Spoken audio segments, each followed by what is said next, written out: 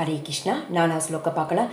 தத் சேத்ரம் யச்சயாத்ருக்ஷ யத் விகாரி யதஸ்சயத் சாச்சயோ யத் பிரபாவாஸ்ச தத் சாமசேன மே ஸ்ருணு.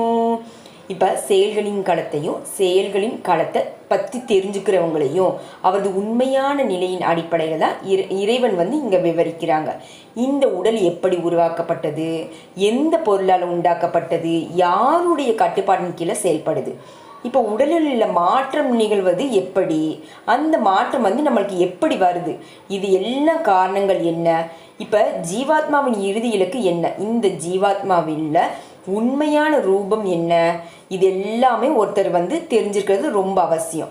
மேலும் இந்த தனிப்பட்ட ஜீவாத்மாவிற்கும் இந்த பரமாத்மாவுக்கும் இடையே உள்ள அந்த வேறுபாடு தான் அவங்களை வெவ்வேறு செல்வாக்கு, சக்தி, இதே போல் பலவற்றையும் அவங்க தெரிஞ்சுக்கொள்ள முடியும். பரமபுருஷ பகவானால் கொடுக்கப்பட்டிருக்க விளக்கத்தின் அடிப்படையில் ஒருவர் நேரடியாக இந்த பகவத்கீதையை புரிந்து கொள்ளணும். அப்போ தான் அவங்க எல்லாத்துக்குமே விளக்கப்படும். இருந்தாலும் எல்லாருடைய உடலில் இருக்கும் இந்த பரமபுருஷ பகவானை தனிப்பட்ட ஜீவாத்மாவுடன் சமமாக நம்ம சொல்லக்கூடாது. ஏன்னா கவனம் இருக்கணும் அதில். அது சக்தியுடைய நபரையும் சரி, சக்தி இல்லாத ஒரு நபரையும் சமப்படுத்துவது போல தான் ஆகும். 5வது ஸ்லோகம். ருஷிபீர் பகுதா கீதம் சந்தோபீர் விவித்தய பிரதக் பிரம்மா சூத்தர்பதைச்சைவ ஹேமுத்பீர் வினிச்சிதைக. இந்த ஞானத்தை விளக்குறதுல ரொம்ப உயர்ந்த அதிகாரி பரமபுருஷ பகவான் கிருஷ்ணரே தான். இருந்தாலும் நல்ல கற்றறிந்த இந்த பண்டிதர்களும் தரமான அதிகாரிகளும் முந்தைய அதிகாரிலிருந்து எப்போதும் பிரமாணம் வழங்குவது தான் வழக்கம். மிகுந்த சர்ச்சைக்கு இடமளிக்கக்கூடிய ஆத்மாவிற்கும் பரமாத்மாவிற்கும் இடையேயான ஒற்றுமை வேற்றுமையை பற்றிய கருத்தினை பிராமணனாக ஏற்றுக்கொள்ளப்படுகிற சாஸ்திரமான வேதாந்தத்தினை மேற்கோள் காட்டி கிருஷ்ணர் விளக்குறாங்க. முதல்ல இந்த கருத்து பல ரிஷிகளை அடிப்படையாக வச்சு தான் அவங்க சொல்லியிருக்காங்க. ஸ்ரீ கிருஷ்ணர் ரிஷிகளை பொறுத்தவரை, அதாவது அவரே ரிஷி என்றாலும் வேதாந்த சூத்திரத்தின் ஆசிரியரான வியாச தேவர் மகரிஷிகளில் ஒருவர். வேதாந்த சூத்திரத்தில் 2 தன்மை தெளிவாக விளக்கப்பட்டிருக்கு. மேலும் மற்றொரு மகாமுனிவரான வியாசரின் சந்தை பராசரர் தனது அறநூல்களில் எழுதியிருக்காங்க. அகம்த்வம் ச தனான்யே, நான் நீ மற்றும் எல்லா உயிரினங்கள் உட்பட நம்ம எல்லாமே ஜட உடலிலும் இருந்தாலும் திவ்யமானவங்க.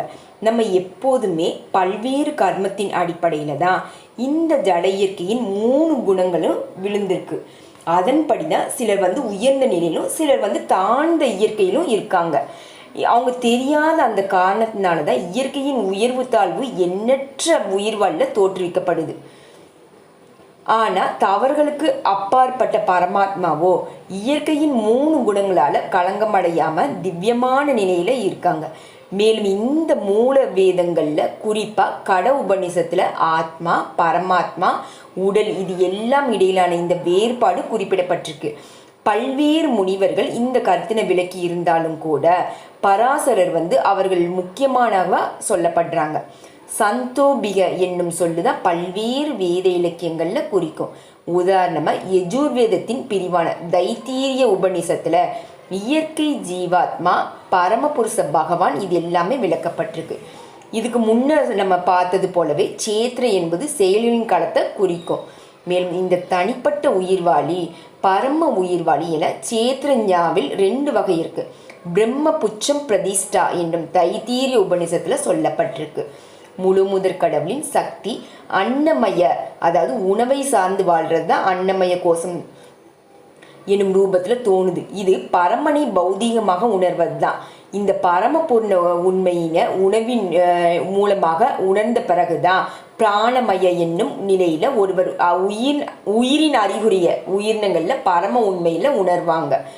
ஞானமயத்தில் அடுத்த நிலையில் உயிரின் அறிகுறிகளை தாண்டி எண்ணுறது, அதாவது நம்ம ஒரு திங்ஸை உணர்றது, விரும்புறது என்பதன் மூலமாக உணர்றாங்க.